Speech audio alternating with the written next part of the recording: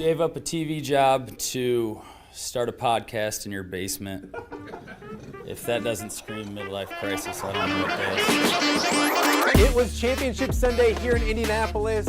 What's the mindset then coming in as a defending champion? I want to win. No, I want to win. The young lady over my shoulder, Caitlin Clark. Not the best looking guy. And I don't think anyone's going to sit here and say, Matt Randazzo was really good looking. What has this last month, 2 months, 3 months been like for you? It's an important fan base for the Fighting Illini, is it not? It is. He turned 69 years young last week. He looked good, Coach. Oh, try it. Thank you. Welcome to Off the Air with Matt Randazzo here on a Friday in the Quad Cities. It is Friday, May 16th. Thank you guys so much for joining us. A big day here on Off the Air with Matt Randazzo. A lot to get to, a huge show to get you to the weekend. So hopefully you're enjoying your Friday. A beautiful Friday it is. A lot to get to coming up. If you're watching us live on YouTube, we appreciate that. Up over 1,000 subscribers on YouTube. We love it. If you're subscribed, thank you. If you haven't subscribed, what are you waiting for? Do that ASAP. We're also live on X right now. X has been good to the show as well. And then, of course, I mention every day, we're up on all the podcasting platforms as well. Spotify, Apple, Podbean, you name it, we're there. Another beautiful day in the Quad Cities. If you're off in the afternoon, this evening, you're going to go for a run, cut grass, anything like that, and you want to toss Off the Air with Matt Randazzo on your podcasting platform, we'd appreciate that. Because we have a big show, an exciting show to get to today. We've been talking about it all week, but in a matter of moments, we'll be joined by Illinois head football coach and Prophetstown native Bret Bielema. A lot to get to when it comes to Illinois football. Very grateful that Bret would take the time to join the show and chat a little bit, because the Fighting Illini are coming off a 10-win season, and they return a lot of starters, and they have some high expectations this year. I go thinking back, probably the highest expectations that I can think of for an Illinois football team since I was little. So it's been a while. And we got a lot to get to. And so we're going to be joined by Bret Bielema here in a matter of moments. Also, for the second straight day, our good friend Greg Armstrong is here. Greg was here yesterday talking a little high school football. And usually that's the way it works. When you talk to someone and you get done and then you get some breaking news, you're like, man, I need to have him back. So Greg Armstrong back because a big development in the Western Big Six yesterday. Alleman football coach Jeff Schmalbach stepping down and resigning at Alleman on May 15th. So late in the process, late in the game. So we'll kind of talk about that, look forward to what Alleman can do, and then what it means to the Western Big Six, Alleman football, all that good stuff. The sky is not falling. It's going to be okay. Trust me. And we'll talk a lot about that with Greg Armstrong from View from the West podcast coming up in just a little bit. And also in hour number 2-ish, we have United Township head track coach Evan Holschbach. The Panthers won their 4th straight Western Big Six title last night, and they did so in dominating fashion, and they broke a couple school records along the way.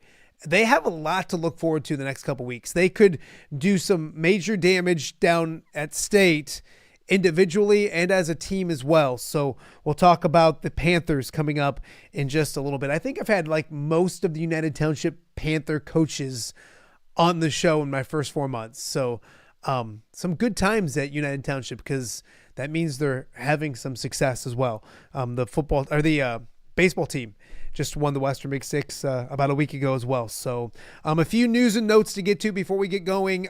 We mentioned Alleman High School looking for a head football coach. Jeff Schmalbach stepping down, resigning on Wednesday evening. The Iowa baseball team searching for that first Big Ten championship in the regular season since 1990.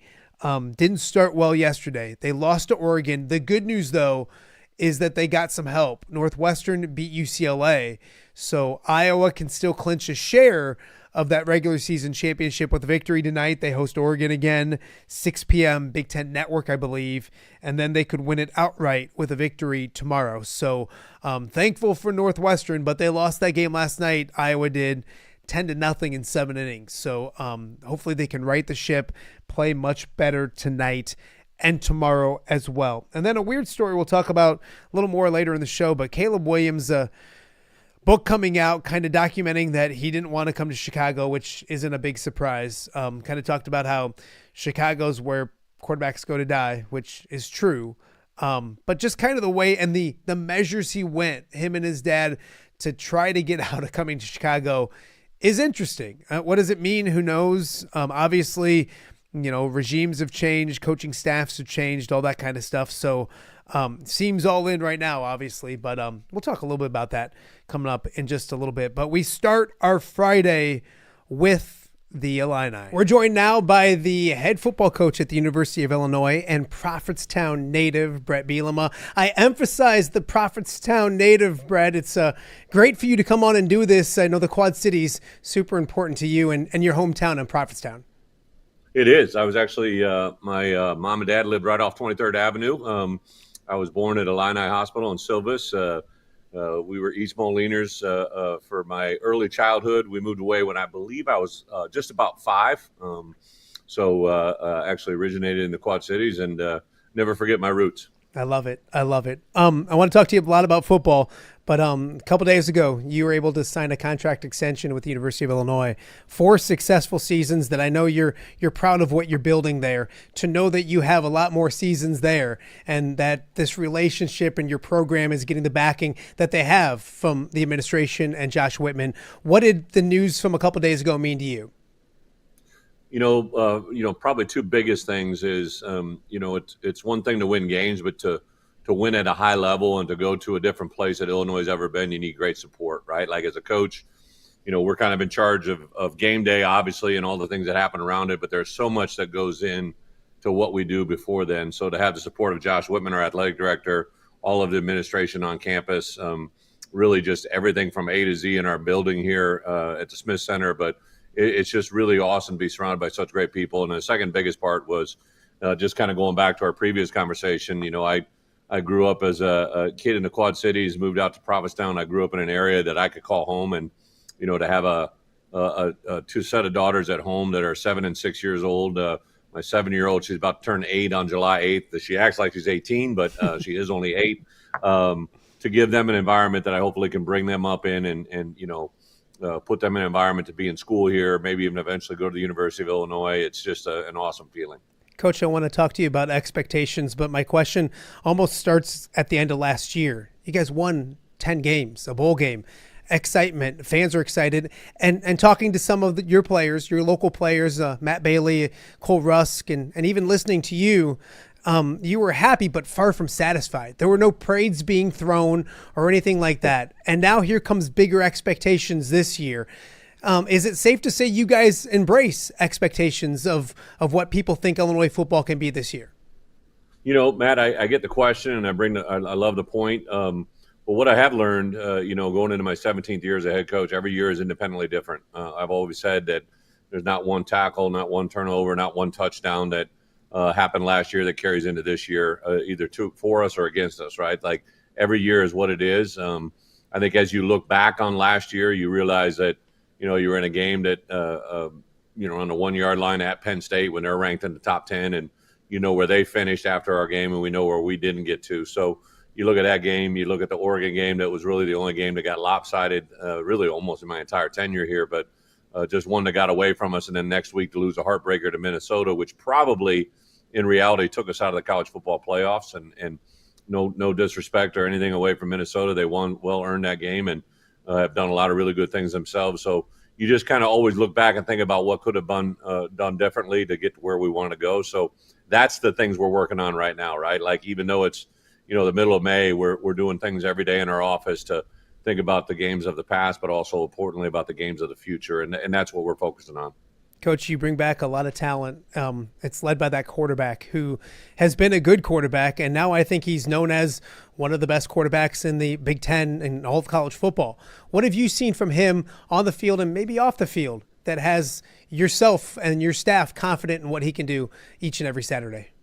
Whether you're a player in my building or a coach or a support staff member, I always say the greatest thing you can bring to an organization is consistency. And Luke Altmaier is a walking definition of consistency, who he is, what he represents, what he wakes up every day in his faith, what he wakes up every day as our starting quarterback, what he wakes up every day as a son to his mom and dad and as a friend and a teammate to the people in his building. He's so steady. And I think that's what I have witnessed from him. But also on the flip side of that, he's a guy that's intrinsically motivated and unlike anything I've ever seen. He has such a desire to be successful and a desire to be better than he was the day before. Not just, last season to this year. All right. He's talking about how much better I can be today than I was yesterday. He's a guy that's always motivated to be better, has a really intentional way of doing his business, right? Like he's not a guy that's going to come in and take over a room and he can do that. He can definitely do that with his character and his demeanor, but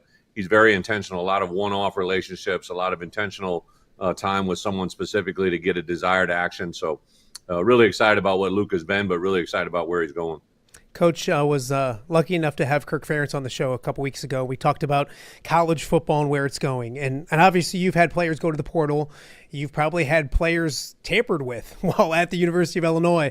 It's a crazy world of college football. It's a loaded question, so it's a tough question to ask. But what are some of your thoughts on where we are with college football? I probably could talk for 20 minutes about it, but where do you feel things are at and where do they need to get to big picture-wise in college football?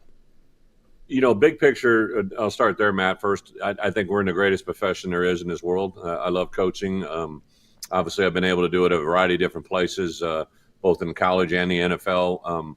I always go back to a quote I always go to. Confucius says, choose a job you love and never work a day in your life. I'm 55 years old. I don't know if I worked a day yet, right? Like even the best of the days, the worst of the days, I just love what I do. And then in college football right now, we're at an unprecedented level that I think creates a playing field that is open to everybody.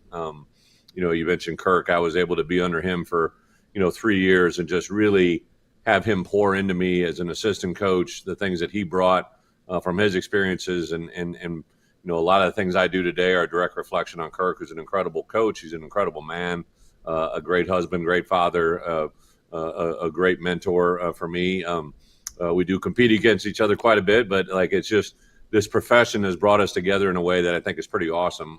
College football is really pretty unique in the fact that now, guys are being compensated. They have the ability to travel and, go to new opportunities when they aren't happy with the one that they're at. And even though that can get frustrating, and I always think that we have a room to improve on a daily basis in our world, no matter where you're at, what you're doing, you always have the chance to get better. But where we're at right now is pretty awesome. We can be a part of a change in college athletics that is unprecedented. There's some things we got to get better at. I'll be the first to tell you, but there's definitely a lot of really positives that have never been experienced before. When we have a young man that comes to us and, has limited opportunities and he can come here, get a degree, he can maybe provide some opportunity that allows his family to come watch him that would never have been able to be done before, where he can help his mom with a rent check. Maybe he can help a brother that needs to go to college, right? Maybe he can help a loved one that needs assistance, right? That's a time in college football that is unprecedented, and that's probably what makes this game so special right now. Coach, when you got to the University of Illinois, I know your focus is on football, but the environment and the fan base and connecting and all of those kind of things. Just talking with Bret before you started, season tickets are going to get sold out. I mean, it's just a thing. How excited are you about the energy in Champaign right now? Because you in your way have kind of reminded fans to come on out, that it helps, those kind of things. You got to be excited about what this fall will look like in the stands as well, aren't you? We definitely are, Matt. I have no doubt in my mind that, we've tried to create a home field advantage here at the University of Illinois. It's something they haven't had in a while, but I do remember coming into this stadium as an opponent in the late 80s, early 90s and being like, wow, this is a tough place to play. And, the first time I really felt it was this year post-game against Kansas. You felt it during the game, but we kind of won a walk-off a victory against a ranked opponent. A number of weeks later, we were able to beat a 100-year anniversary game against a ranked opponent at Michigan. Michigan was the defending national champ, and to have a two-score game victory over the defending national champ on your home turf on a 100-year anniversary game and some retro uniforms, that was pretty awesome. But to be on the field afterwards, to have the fans swarm our team, our family, my two baby girls were in my arms and had people going nuts. It was just an awesome environment, and we won 6 of our 7 home games last year. We got 7 again this year that we're hoping to have similar success, but we got to take it one game at a time. And I think that's the fun part of college athletics, and in particular college football. Coach, I have to talk to you about the Quad Cities before I let you go, because you got some of our guys down there, some really good people. Yeah. Matthew Bailey and Cole Rusk, just to name a couple, that are there on each side of the football expecting big things. What do you see, not just from them, but also this area in general? Because there's a ton of great football players that come from this area, and you've done a good job of late of getting those guys to realize that there's a home state school that has a lot to provide them. Yeah, it goes back a little different recruiting story, but Brad Hopkins was a kid from the Quad City area that was a really good player at Illinois. I was at Iowa. I got under-recruited, I hope. I was a walk-on at the University of Iowa, but, I remember squaring up against him and realizing, here's a former Quad City player, right? And then also just to come full circle now, I would tell you, Matt Bailey is a guy that represents and epitomizes everything I had hoped for in this program. Just happens to be from the Moline area, right? And but who he is, who he represents, the family he's been brought up by and raised by, the demeanor, the character, the ability that he has brought has been absolutely awesome. To turn himself into now a future NFL player, we're going to hopefully get a couple more great years out of him here. But you mentioned Cole Russ, kind of in an indirect way, another Rock Island guy, right? That actually came through the transfer portal, and see where he's at. Mac Rossetti's just down the road as well as. Beside a great hairdo and a great personality, he's a really good player that comes from that northwest area of Illinois. And I hope to just continue to go back to that area and, continue to pull the best players out of there to have them come and play for us. So, yeah, anything to represent the QCA is absolutely awesome. It was a big deal when I was growing up from Provincetown, Illinois, to drive to the Quad Cities. Our dentist, our orthodontist was in the Quad Cities, and when we went there, we went as a family, and we got to go to Hardee's or McDonald's or Long John Silver's. It was a really big deal back then. And going to the big city, times have kind of changed in that regard, but very proud. I always say to our players, right, I've never met a successful man who isn't proud of where he came from, and I'm very excited to be from the QCA. Coach, I know I got to let you go. Last one. Do you do anything for fun right now? I know football is fun. I'm not saying football is not fun, but spring ball's done. I know you're on boards. You got a lot of stuff going on.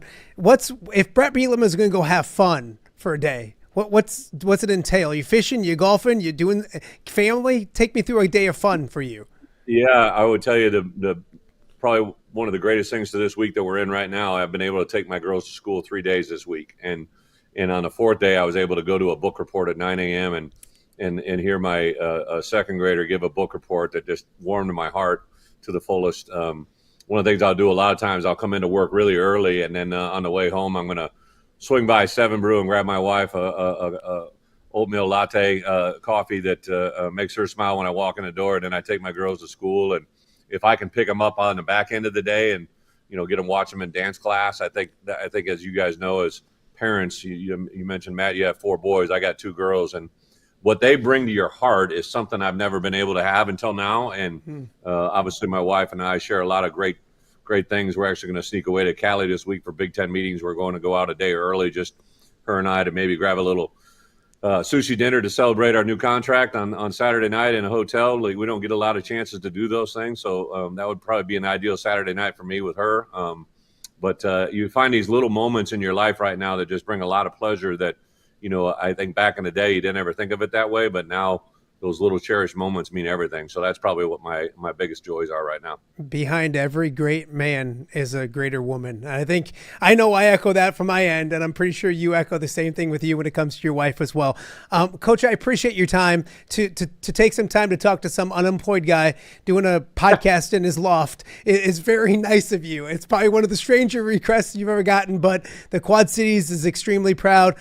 Do our boys well down there. Keep good tabs of Matthew and Cole and Mac, and we'll see you. Well, stay healthy, and we'll talk to you guys again real soon.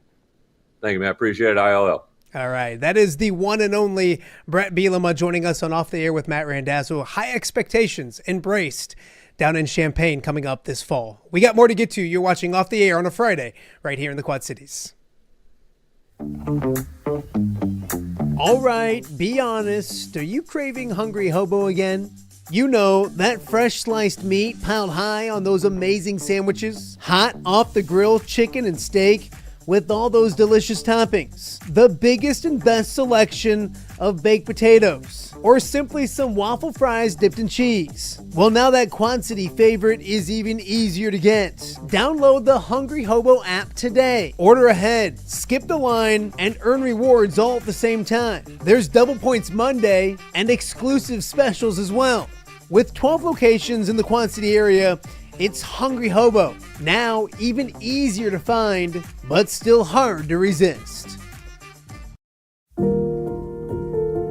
Rafferty Funeral Home, dedicated to serving families in the Quad Cities since 2007. Hi, welcome. Here, come on in. An experienced staff plans each service to reflect the unique life and legacy of your loved one. Rafferty Funeral Home is proud to serve our community with dignity, respect, and compassion, helping you to celebrate your traditions and lasting memories no matter your faith, culture, or budget. Rafferty Funeral Home in Moline. Call today to discuss prearrangements.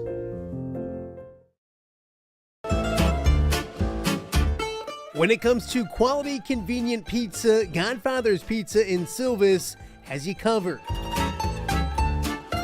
Featuring a beautiful dine-in area, delivery, and a carry-out window. Godfather's Pizza is that pizza you grew up with, not a convenience store. You see, at Godfather's Pizza, the dough is made fresh daily. That mozzarella cheese is shredded fresh and never frozen. And those toppings are abundantly piled high each and every time. Locally owned and operated since 2010, Godfather's is a huge supporter of local athletes right here in the Quad Cities. So come on by and check them out at 1211 Avenue of the Cities in Silvis. Order online at godfathers.com and reunite with that same delicious pizza you grew up with.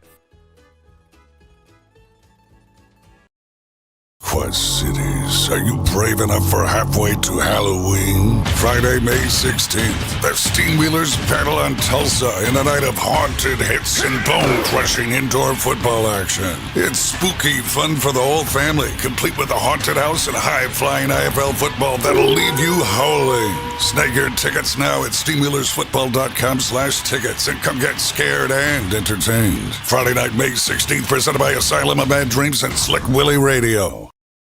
The PGA Tour swings into the Quad Cities again this summer, and you don't want to miss it. The John Deere Classic brings golf, music, magic, and more to TPC Deer Run, July 2nd through the 6th. Wednesday, July 2nd is Youth Day, and ages 15 and under are free all week, making it perfect for the whole family. Stick around after the golf on the weekend for the concerts on the Course Series, featuring country superstar Dierks Bentley on Saturday, and Grammy Award-winning Zac Brown Band on Sunday.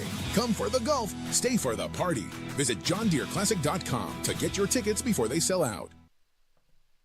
Welcome back to Off the Air with Matt Randazzo here on a Friday in the Quad Cities. Just wrapped up with Illinois head football coach Bret Bielema. If you missed that, go check it out. Always great to catch up with a Quad City guy, a Prophetstown guy doing big things at the University of Iowa, University of Illinois, excuse me. I'm going to get in trouble for that. Huge expectations coming off 10 victories last year. And big things are exciting in Champaign. We kind of talked about it during the interview, but season tickets almost sold out.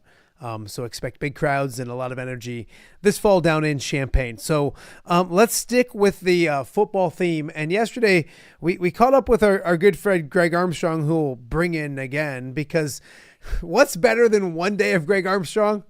2 days of Greg Armstrong. You can't get enough of you. Man, the royalty checks are going to come rolling in here from being on the show every day. I can't wait. I'm thrilled. Yeah, you're going to be able to buy at least one, if not two Polar Pops. I mean, that's the kind of checks we're talking about. So, back again, because and we talked about coaching vacancies yesterday, and Pat Elder going to Bureau Valley.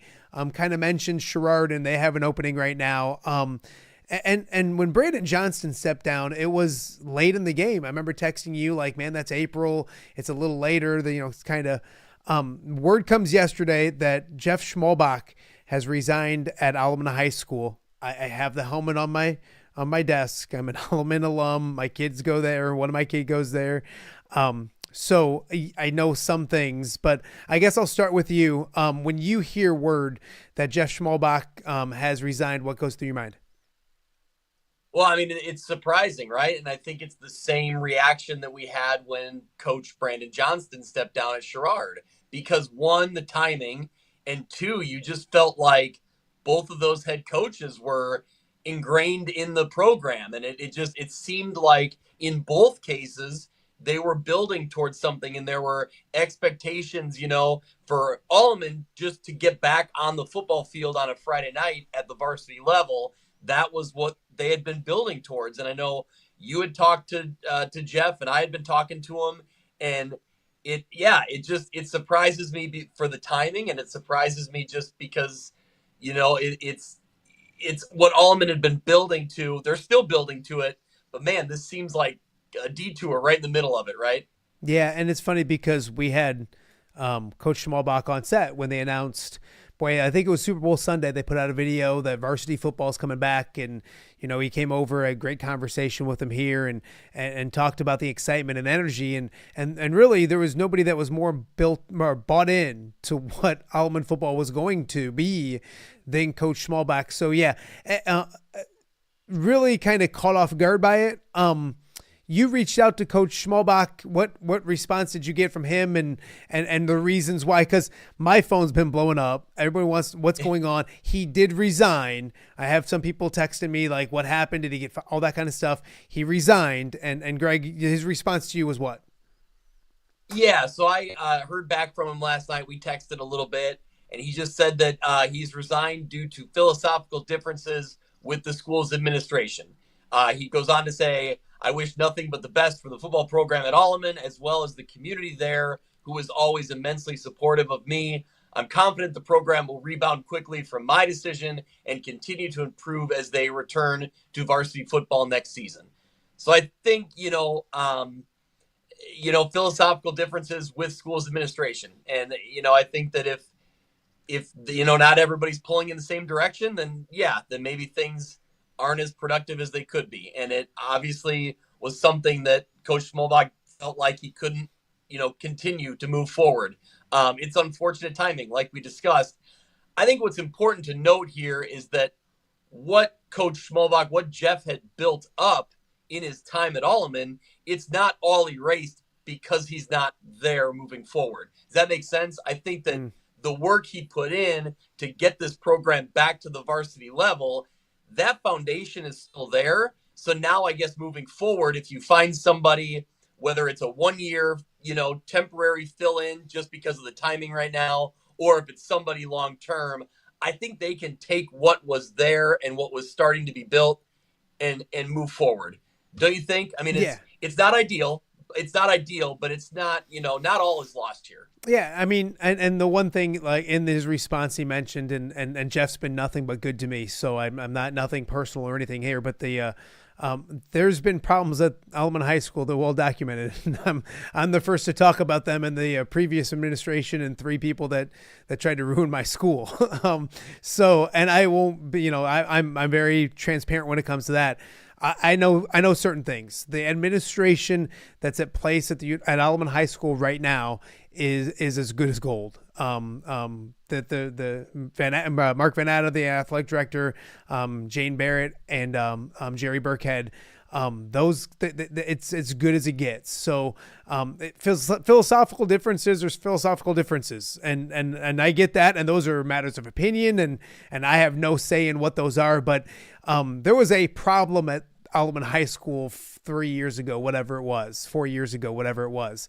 That's not still there. Enrollment is going to be over 300 for the first time in a long time next year. It was down to 220-ish.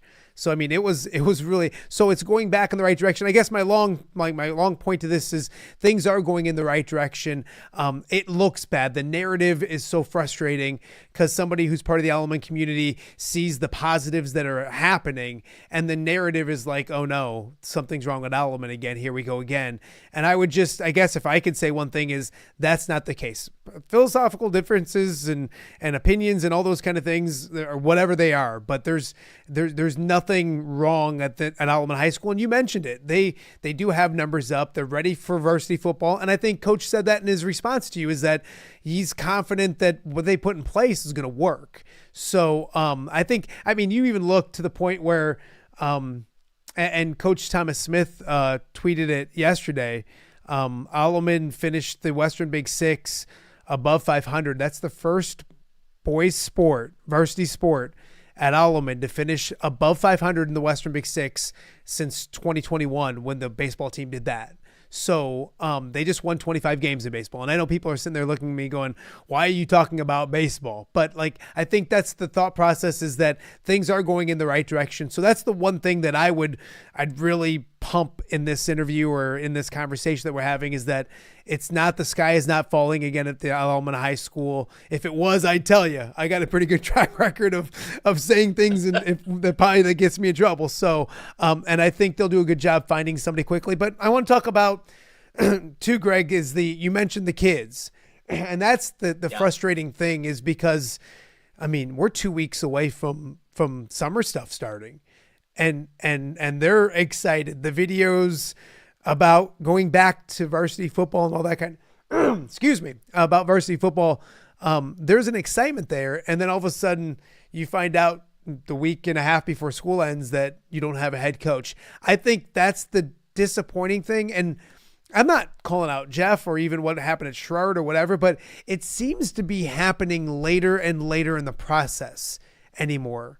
Do you see that? And like, is there anything you can pinpoint, or is it just, ironic that it's happened recently? That's the one thing I kind of see is, man, I'm used to coaching openings in like December, January, February, but like April and May is just different, isn't it?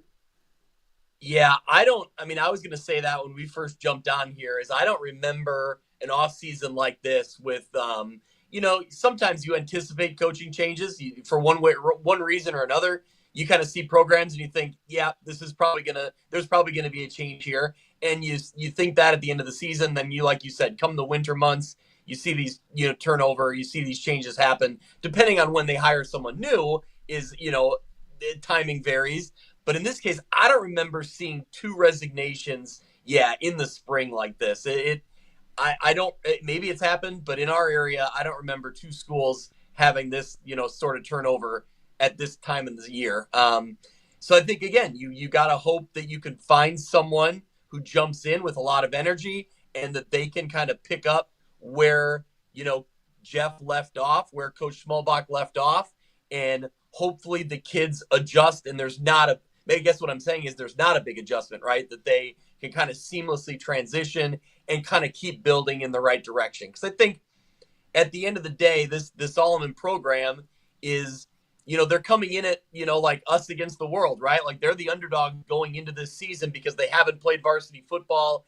And so I think that this is just one more layer on that, right? Like, I don't know if it's almost maybe a little extra motivation even to say, like, despite everything happening, we're still going to be moving forward. Yeah. I think if I'm a student athlete or if I'm a coach who's still there, I think that's the message I'm giving them, right? Like, the hits keep coming and we're going to bounce back and we'll show people that, this program is for real and we're here. So that's the way I kind of think about it. I think if you're trying to motivate these, student athletes. Yeah. And you look at it too, is when Jeff was in studio with me, I mean, we, after that interview, like on social media, there was doubt. There was, like, I don't want to say haters, but doubt. And Jeff was so passionate about the fact that it was going to come back and it was going to be good, that it's just so strange that this late in the process, all of a sudden you almost get to the finish line where you're playing, high school football next fall. And then now there's a new opening and all that kind of stuff, which is,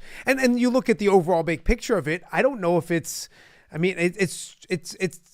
you really can't pinpoint like this happened, so that's why coaching vacancies happen later in the year. You know what I mean? It's not like we can say, well, this rule went into effect or this change went into effect, which now makes this happen. I think both are different. And I mean, Ridgewood, I think, unless, correct me if I'm wrong, I think they're still looking for a head coach. I don't know if they have a head coach yet. Yeah.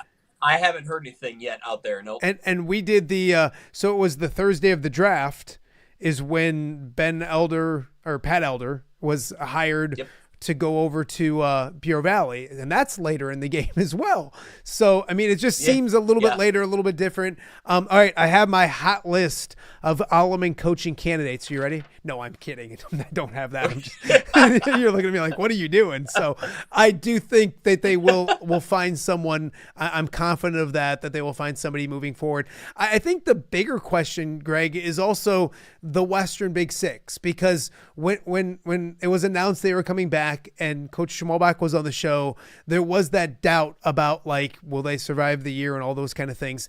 I think big picture wise, and I've talked to athletic directors in the Western Big Six in the last 24 hours, that a good Alleman program is extremely beneficial to the Western Big Six. So does that make sense? And would you agree that, like, for the health of the conference, Alleman football being relevant is a good thing?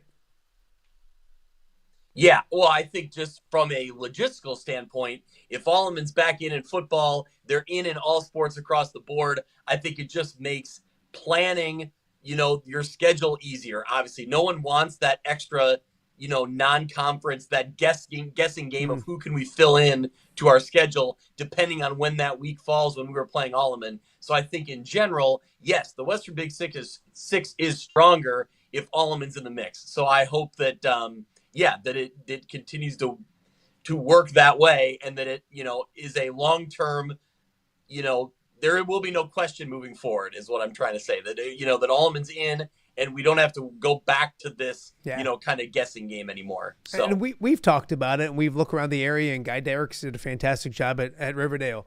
And you mentioned your alma mater yesterday being on here about how, times can be tough and then they can bounce back in the right direction. So all things that I think. So, yeah, when it comes to this subject and Alleman, I would just echo that, it's the direction of Alleman High School right now is in a really good direction. This isn't the same situation that it was 3 years ago.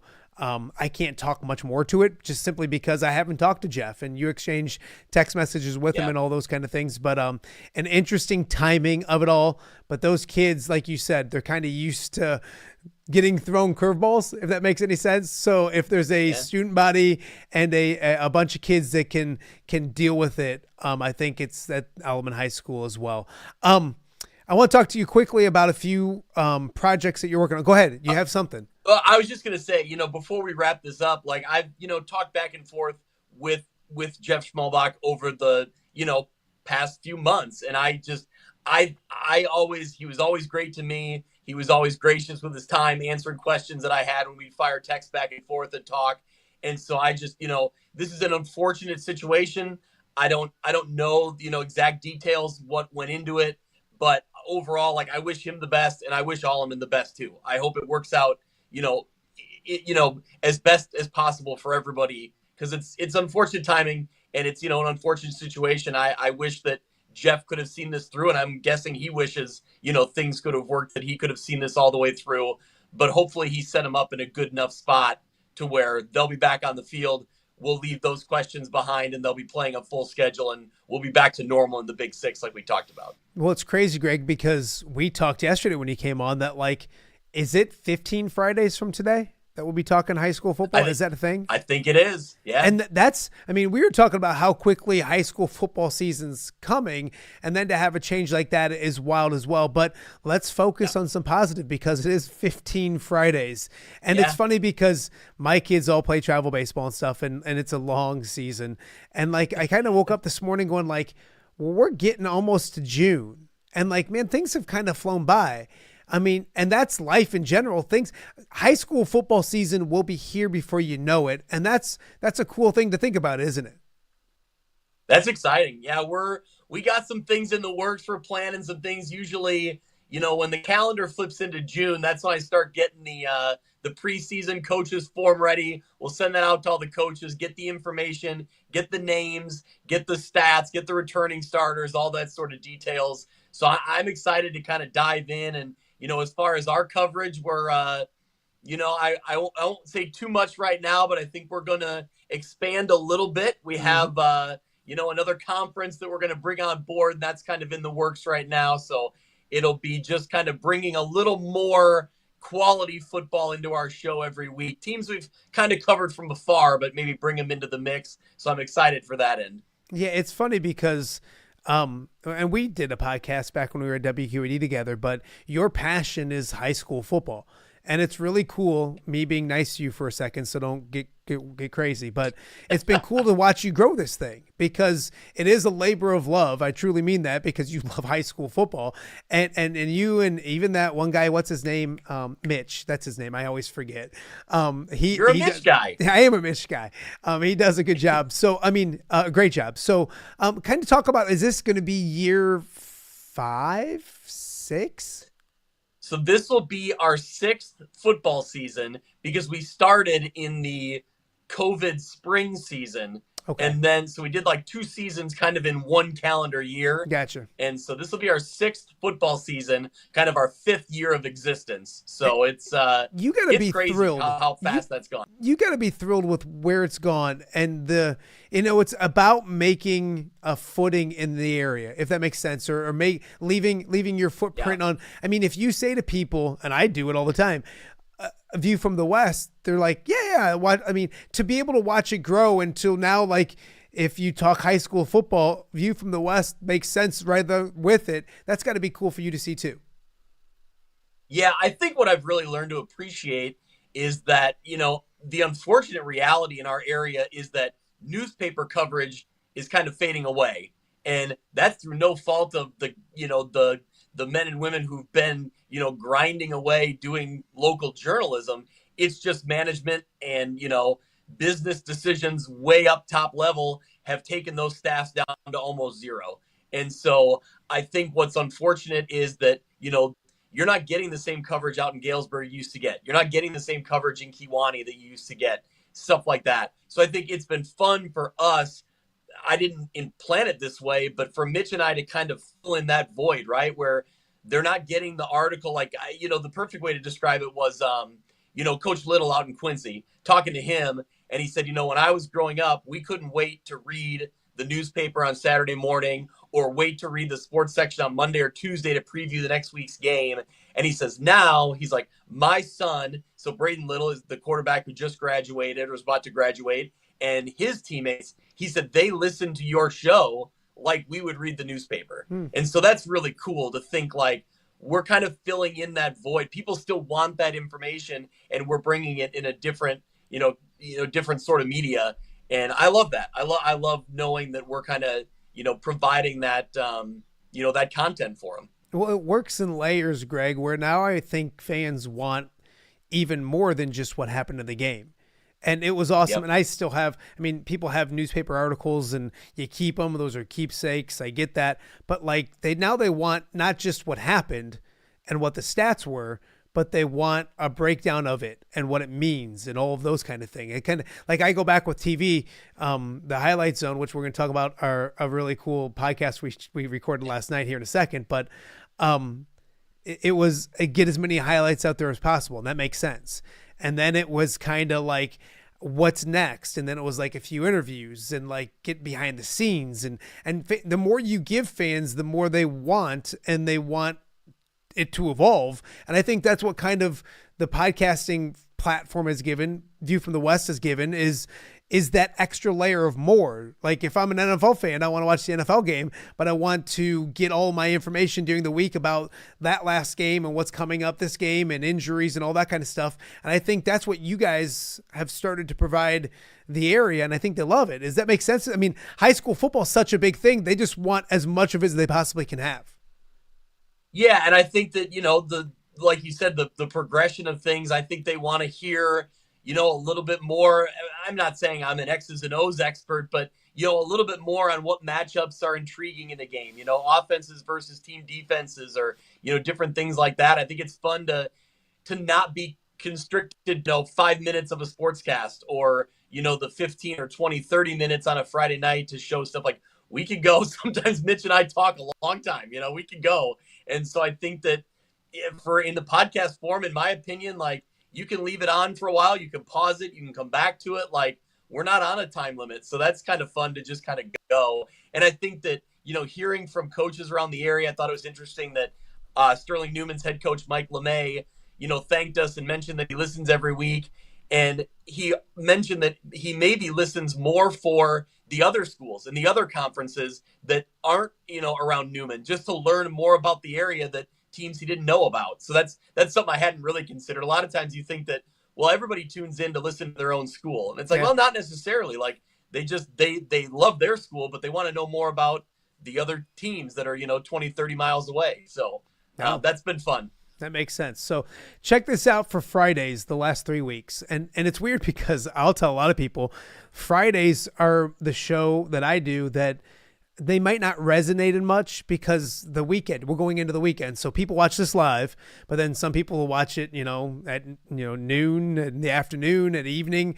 And like when you get into a Friday, you kind of go to your weekend and might not. So I'm like, I don't know how much Fridays that might be my day that, and my last 3 Fridays have been Kirk Ferentz, Dan Pearson, and now Bret Bielema. That's a pretty good 3 Fridays in a row. And we mentioned two great, and me. And Greg, of course, and Greg. And so you got like Dan Pearson sandwiched around 2 head football coaches that, and we both love Dan. We sat up last night. You guys kept me up way too late, recording an episode for your show. Kind of tell people about it. We talked about it a little yesterday, but now that we actually did it, it was so much fun. So I just wanted to sit down with kind of all of the cast of characters that have been involved or that I've known in my time covering high school football on Friday nights. Same with you, So we had in you and Corey Kuffler, now sports director at WQAD, Dan Pearson, who is the longtime sports anchor and the lead of the Highlight Zone, Brian Stocking, who the trusty executive producer, intern extraordinaire, the longest running intern, I think, of all time. And there's the photo. Yep. And we also brought in Nick Bull, photographer that I worked with in the mornings, working news at Channel 6, but then we covered high school football on those Friday nights, and he loved it. It's a passion for him. It still is a passion for him. You can hear it when he talks about it. So I just kind of wanted to go in and kind of talk about what Dan kind of created in this area, and then kind of how it evolved over the years, and kind of the people, the characters involved, the memories that we have of all of it, and kind of how we're all still involved in one way or another. So plenty of stories that are shared back and forth, and plenty of, poking fun at Dazzo, a little poking fun at Stocking. And, we all get, Stocking had a good one on me that you'll have to listen to it. But the people, who's listening to this will have to take a listen to it. But Stocking got me on one. I hadn't thought that story in years. And he got me. A little mishap I had with the camera on Brady Street Stadium turf. Well, he didn't forget it. It's funny because, some of it gets inside baseball, which is okay because, you mentioned, Bully's passion. Just listening to his voice talk about what Friday nights were and what it's like working it and all those kind of things. It's a labor of love. We all put in the whole 16-hour days and all of those kind of things to do it, and we wouldn't trade it for the world. And you mentioned Dan. He's as good as it gets. I knew it was fun and good when I texted you guys this earlier.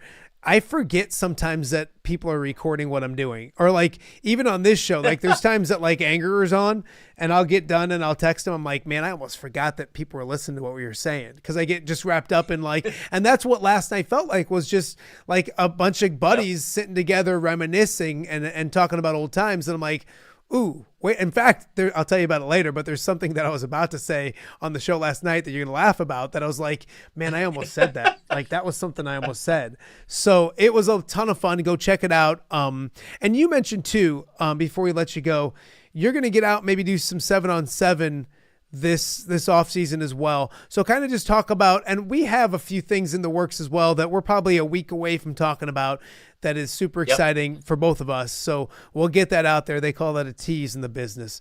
But what kind of things are you working on that you're excited about, kind of taking us through to start, what is it, August 20 something? It'll be the start of the season.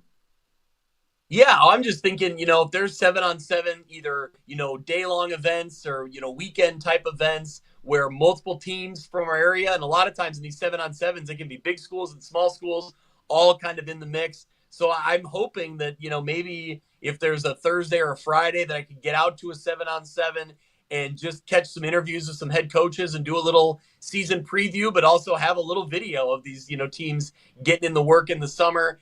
Just a way to kind of add a little element to our season previews. We'll certainly gather all the information, talk about all of it on the podcast, but maybe just one more, video to throw onto our YouTube channel previewing a handful of teams from around the area if we're able to make it happen, just to, get a little insight into what they're working on and what they're looking forward to in the fall. I just want to get out and talk to some coaches, do some interviews. So yeah, it's a fun time of year. So Greg, View from the West podcast, if you're not following it on X, shame on you. You should be doing that. The YouTube is just View from the West podcast, right? Search View from the West podcast or View from the West on YouTube. Yep, you'll find our channel out there, and we got some videos we're posting every once in a while from the previous coaching interviews we've had on the last month or so. So yeah, a lot of content we're putting out there. I love it. And if anything breaks in the world of high school football, if something goes crazy this weekend, we'll have you on Monday. I don't care what Mitch says. I'll have you on 10 days in a row if I need to. Like, I'm good with it. So hopefully things settle down a little bit. But as we talked about, head coaching job open at Alleman High School.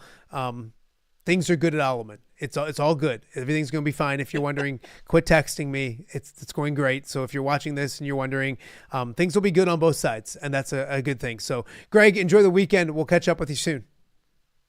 Sounds good. Thank you. All right. That is Greg Armstrong, View from the West podcast. Go check that stuff. I can't encourage you guys enough. I know it's May, and you're looking at me like, shut up. High school football is a ways away. It's coming fast.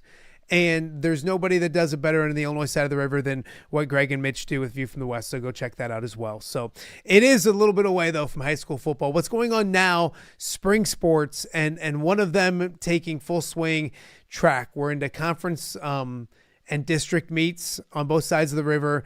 The Western Big Six boys took center stage last night. United Township dominated. They won their fourth straight Western Big Six title. We're going to be joined by their head coach, Evan Holschbach, coming up right after the break. You're watching Off the Air on a Friday right here in the Quad Cities. Hello, Dan Pearson here of FCA. Our team is thrilled to support Off the Air with our good friend, Matt Randazzo. We share the view of the power of sport when it comes to relationships, including the influence of the coach. FCA believes the coach is the most influential person in America.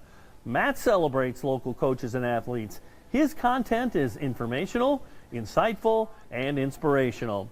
Our Fellowship of Christian Athlete team loves partnering with Off the Air with Matt Randazzo while we engage, equip, and empower coaches and athletes in our 23 counties.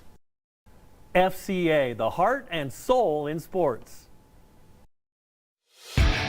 View from the West, the podcast covering Illinois high school football. It's going to be a hard-hitting game. It's going to be great football. Weekly analysis and reaction from around the western side of the state of Illinois. This is the game we had circled when the year started. Follow along on YouTube and subscribe wherever you listen to podcasts. It's big-time football out there tonight, and I know we can play big-time football. View from the West. We got you covered.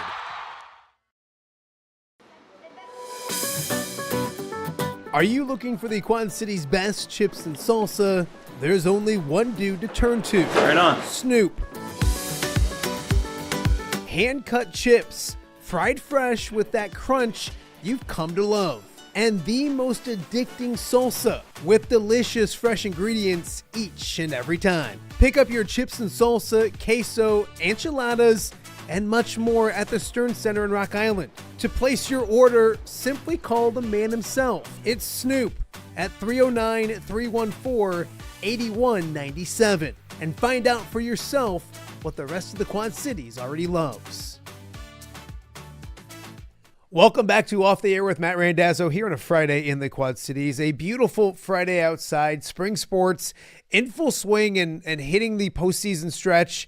It was a big Thursday night in the Western Big Six on the track and field conference meet taking center stage. And joining me now, the head coach over at United Township, Evan Holschbach. And And Coach, congratulations. A big night for the Panthers last night, their 4th straight Western Big Six title, and in impressive fashion. First and foremost, thank you for taking the time to join me, and congratulations. Well done. Thank you. I'm really excited to be able to talk to you today. Yeah, a big night last night, 4th straight, but they're all different. Kind of talk about last night, your thoughts going into it. I know their expectations were high, but your young people delivered in a big way. Yeah, I always score the meet ahead of time, and typically I score this meet 3 or 4 times throughout the season, just to see where we're at the other teams, and to figure out what event groups we need to have some focus on. And when I scored the meet on Monday, I did have us with a 32-point advantage. I think we turned that into like a 64-point advantage at the end of the night last night. So that was really phenomenal. Before we talk about the heavy hitters, one of the things that I really am proud of our team about, just the way that we've sort of developed as a team over the last 15 years, is that every kid on the bus has a chance to make an impact. And so last night, out of the 18 events that we competed in, we had at least one kid score in all 18 events, which was awesome. Wow. Yeah, absolutely. The depth is impressive, and the heavy hitters, like you mentioned, really good. We had Coach Martin on a few weeks ago, and we'll talk about him in a second, but he's super proud of his throwers. And last night, Michael Pomasi sets a school record in the shot put. One of the best in the state. What do you see from him, and how impressive and proud of him are you about the performance he had at conference last night? Yeah, it was amazing. He's absolutely a gamer. And as I've been sending out emails to some big schools across the country about him, I'm just trying to highlight that, like, he gets in a big situation and it makes him that much better. But one of the things I like to tell people about Michael, we go to this fresh soft meet at Geneseo. It's 2 freshmen, 2 sophomores. And when he was a freshman, he was not good enough to throw the shot put. And in fact, the throw he had last night, his freshman year, he would have had to throw it twice and kick the shot put to get that same total distance. Wow. Obviously big growth. And I know we kind of talked off the air a second, but Matt Martin, Coach Martin, has done a fantastic job with your throwers. A lot of it is Michael's credit, but kind of talk about the maturation that he's had. And I know Coach Martin's a big part of that as well. 100%. So having a coach who's an expert in the event makes a world of difference, obviously, because rotational throwing is a really intricate and complicated sport. He often compares it to a golf swing. It's like, think about how nuanced your golf swing is and how many little tweaks you could make that are going to positively or negatively affect your swing. Same thing with the shot put, with the difference being you got 12 pounds of steel at your neck and you're rotating 8 feet across a slick cement. So Coach Martin he's outstanding. We're so lucky that just the stars aligned and he ended up in the Quad Cities again, and that we had some open positions that we were able to fill with him. But he's fantastic.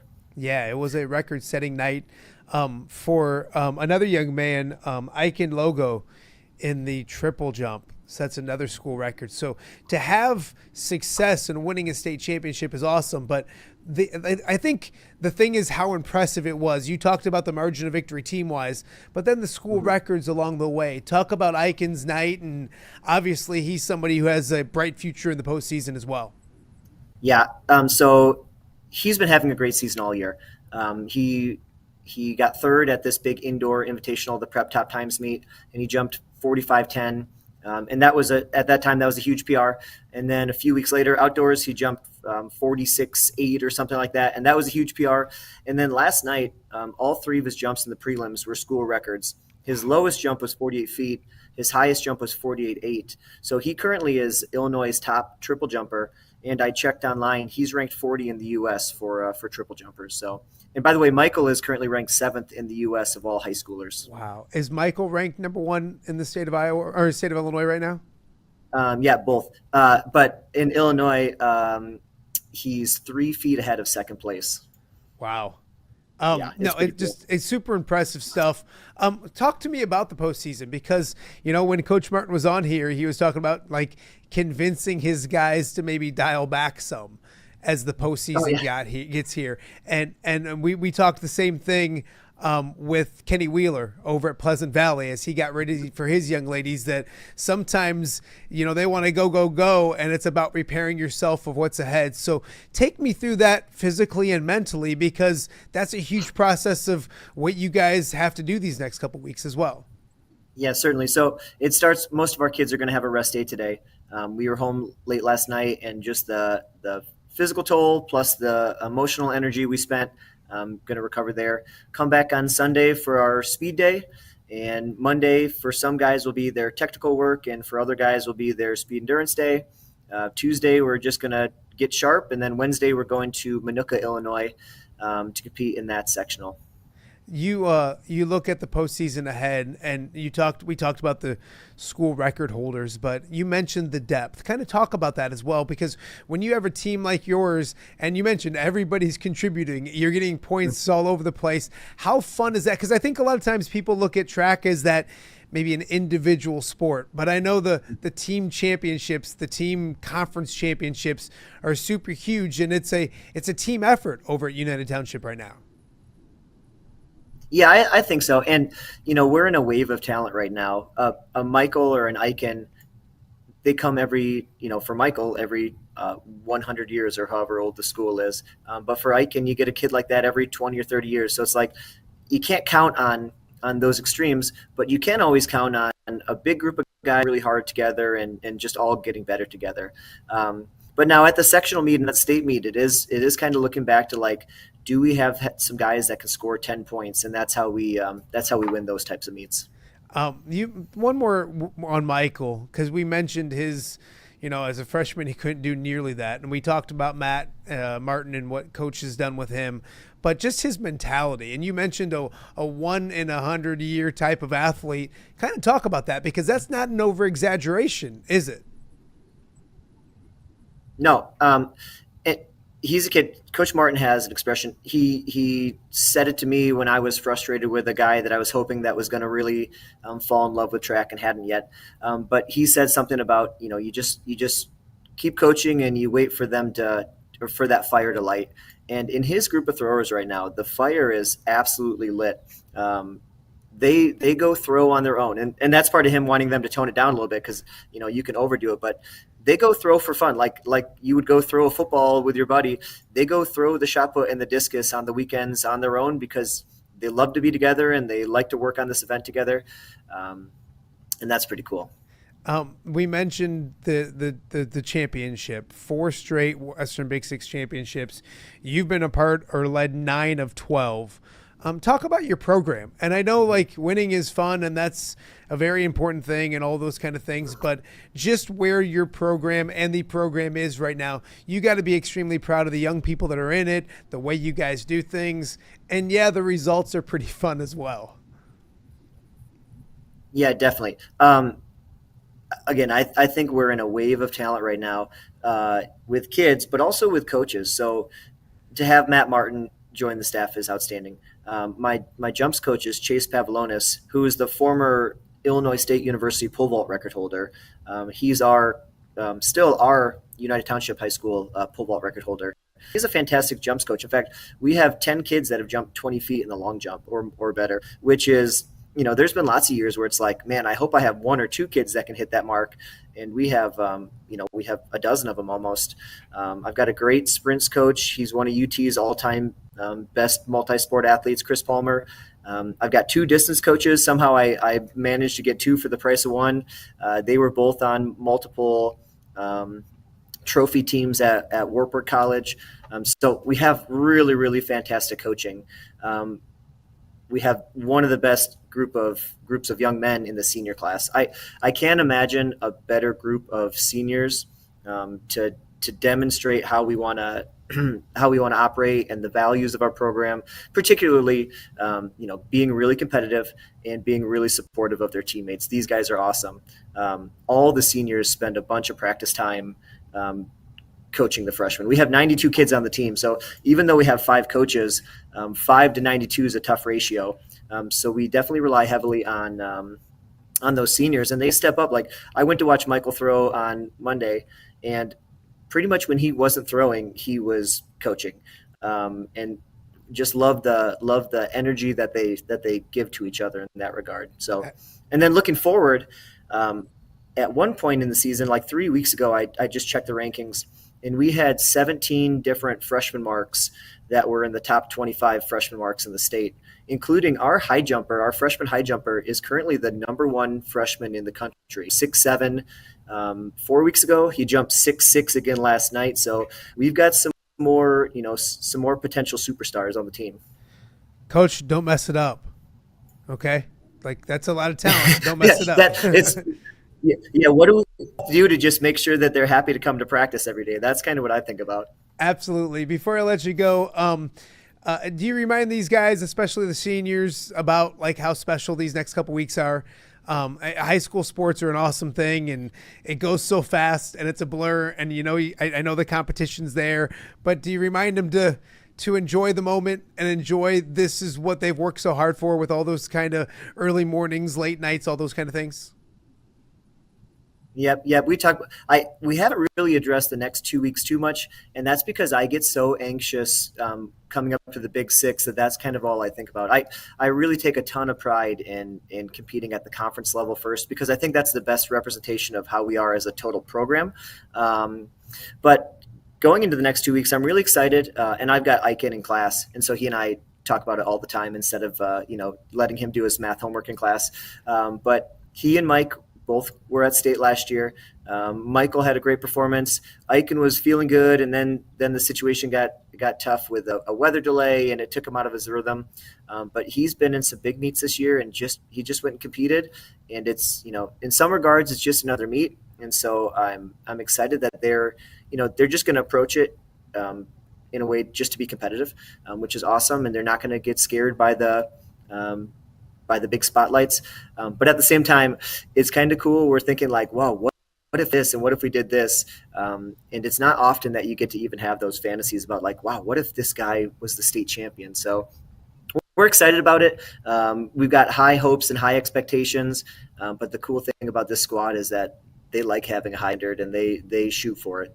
Absolutely. Okay, before I let you go, I've had a lot of United Township Panthers on the show already. We're only 4 months in, which says a lot of good things about what's going on with UT athletics. But I have a concern, Coach, and I've told it to all the other coaches. Bam's leaving, and I don't know. I'm worried. Yeah. I don't think Scott Harding is equipped to do a good job. Is there concern from within that you guys might need to do a mutiny and get rid of Scott before he messes things up too much? Well, the best thing about Scott is he's got all those connections to his sons. So if he's not doing well, we can just have the heirs to the throne come back to the Quad Cities and lead us in that right direction. I love it. I've had yourself. I've had Coach Lucan on. Scott Harding's been on. Mm-hmm. Coach Say's been on. Gosh, I'm going through all of them. I'm trying to have everyone on before Nick Welch. So make sure you let Coach Welch know that. I'm trying to get everybody on before I got to put his ugly mug on the show. So that's my goal. Coach, I appreciate the time. Well, I tell you what, I've talked to my wife about this. We've got the Friday of week 10 booked or open, I should say, and we've got the Saturday of week 11, and we've got the Saturday of week 12, because what Coach Welch has going on with that football squad is something really exciting and really special. And just some of the overlap of the kids that I know from track and know from classes, they are bought in, and we've got some dudes. So there's going to be some fun here in the fall. Yeah, no, I would agree. Coach Welch is a good dude. I just make sure I got that ego of his. He's such a handsome guy. That ego gets a little much. I got to keep Well, you know what though, and those Chicago guys too. They need to be knocked down a step, because there's more to Illinois than just Chicago. So 100%. Coach, best of luck. Stay healthy, and I'm really looking forward to catching up with maybe some UT state champions coming up here on the show in a couple weeks. So best of luck. Stay healthy, and we'll talk to you real soon. Thank you so much for having me. Great talking to you. Awesome. That is the United Township head track coach, Evan Holschbach, joining us right here on Off the Air with Matt Randazzo, a record-setting Thursday on the track. Western Big Six champions for the fourth straight year. A lot to look forward to over the next coming weeks with the Panthers. We got more to get to on Off the Air with Matt Randazzo. You're watching a Friday edition of OTA. All right, be honest. Are you craving Hungry Hobo again? You know, that fresh sliced meat piled high on those amazing sandwiches, hot off the grill chicken and steak with all those delicious toppings, the biggest and best selection of baked potatoes, or simply some waffle fries dipped in cheese. Well, now that Quad City favorite is even easier to get. Download the Hungry Hobo app today. Order ahead, skip the line, and earn rewards all at the same time. There's Double Points Monday and exclusive specials as well. With 12 locations in the Quad City area, it's Hungry Hobo. Now even easier to find, but still hard to resist. Rafferty Funeral Home, dedicated to serving families in the Quad Cities since 2007. Hi, welcome. Yeah, come on in. An experienced staff plans each service to reflect the unique life and legacy of your loved one. Rafferty Funeral Home is proud to serve our community with dignity, respect, and compassion, helping you to celebrate your traditions and lasting memories no matter your faith, culture, or budget. Rafferty Funeral Home in Moline. Call today to discuss prearrangements.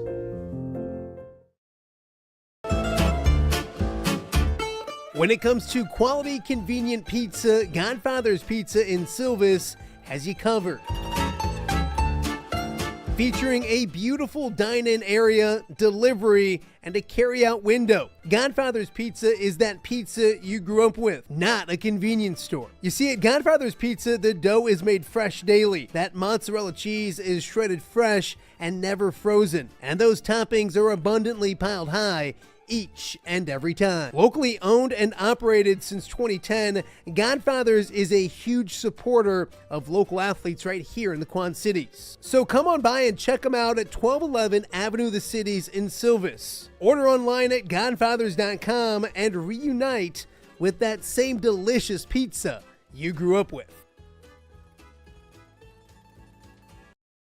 Quad Cities, are you brave enough for halfway to Halloween? Friday, May 16th, the Steamwheelers battle on Tulsa in a night of haunted hits and bone-crushing indoor football action. It's spooky fun for the whole family, complete with a haunted house and high-flying IFL football that'll leave you howling. Snag your tickets now at steamwheelersfootball.com/tickets and come get scared and entertained. Friday night, May 16th, presented by Asylum of Mad Dreams and Slick Willie Radio. The PGA Tour swings into the Quad Cities again this summer, and you don't want to miss it. The John Deere Classic brings golf, music, magic, and more to TPC Deer Run July 2nd through the 6th. Wednesday, July 2nd is Youth Day, and ages 15 and under are free all week, making it perfect for the whole family. Stick around after the golf on the weekend for the concerts on the Course Series, featuring country superstar Dierks Bentley on Saturday and Grammy Award-winning Zac Brown Band on Sunday. Come for the golf, stay for the party. Visit JohnDeereClassic.com to get your tickets before they sell out. Welcome back to Off the Air with Matt Randazzo here on a Friday in the Quad Cities. Thank you guys so much for joining us. It's been a fun show, a fun week of shows right here on OTA. If you're just joining us, shame on you. Where have you been? We led things off on this Friday with Illinois head football coach Bret Bielema. Really grateful that Bret took the time to chat with us. A lot of high expectations and exciting times in Champaign. We talked to Coach Bielema about, the Quad Cities, born here, raised in Prophetstown. Obviously, Matt Bailey and Cole Rusk came up as well. How you handle expectations, college football, the state of college football right now, and a whole bunch more. So go to that contract extension he just got as well. So go check out the Bret Bielema interview if you missed it, and it was at the beginning of today's show. Also, there's a coaching vacancy in the Western Big Six. The Alleman Pioneers looking for a head football coach. Jeff Schmalbach resigning on Wednesday evening. Everything is fine at Alleman High School. Numbers are up. Things are good. The administration is good. All of those kind of things. Jeff stepping down for philosophical differences. I don't know what that is. I don't want to get into all that. I wish Jeff the best of luck. But things are good at Alleman High School. The enrollment's going in the right direction. There will be varsity football next year. We'll see who's heading up the Pioneers, hopefully in the very near future. And then also the United Township track team. What a great night it was for them, winning their 4th straight Western Big Six title last night. They've won 9 in the last 12 years under Evan Holschbach. Evan joined us on the show. Some really high expectations for the Panthers as well. Excited to see how they do the next couple months. I think we'll be hearing from the Panthers again right here on Off the Air with Matt Randazzo. As I mentioned, it was a fun week of shows. We started our week off with Kendra Lewis joining us here in studio, the former Rock Ridge standout, first team All Big Ten as a freshman at Wisconsin. So if you missed that interview, go check it out. Pat Angerer is on as well. Josh Keener from the Blackhawks softball team, their head coach, was on as well. They getting ready for nationals, so we wish the Braves the best of luck on Tuesday. Boy, now I'm going back in my head trying to remember who was on what days and everything. But anyways, I don't know the days, but we talked to Andrew Alleman this week as well. A lot of fun guests throughout the week. So go check out all of those interviews. David Gamble, North boys soccer coach, was on as well. Kyle Huseman talking Iowa baseball. So a lot of good stuff. Go check out all the shows this week. It's been, once again, a ton of fun doing this show Off the Air with Matt Randazzo each and every day right here in the Quad Cities. A few things I want to talk to you guys about before we go. We got about 2 or 3 teams still open for the Guy Randazzo Memorial Golf Outing. Now, that's very good. We're doing great. So I'm excited about it, but I want to get this thing completely full, 36 teams. So if you're interested in a great day of golf, go to GuyRandazzoGolf.com. It's on June 14th, Highland Springs Golf Course. Plenty of familiar faces there as well from the world of sports. Also, some familiar faces from my former life at WQAD as well. So a great time for a great cause.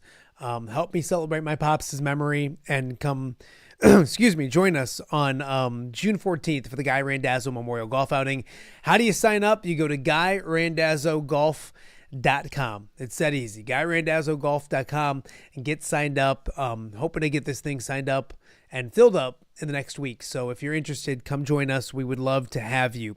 Also, we talk about this every single day, but I'm extremely blessed to have the sponsors that I do have, adding some more, hopefully in the future as well. But thanks to these 5 for being such great sponsors. I want to mention Hungry Hobo has a great promotion going right now. A lot of people going to graduation parties this weekend, this weekend, all of that kind of stuff.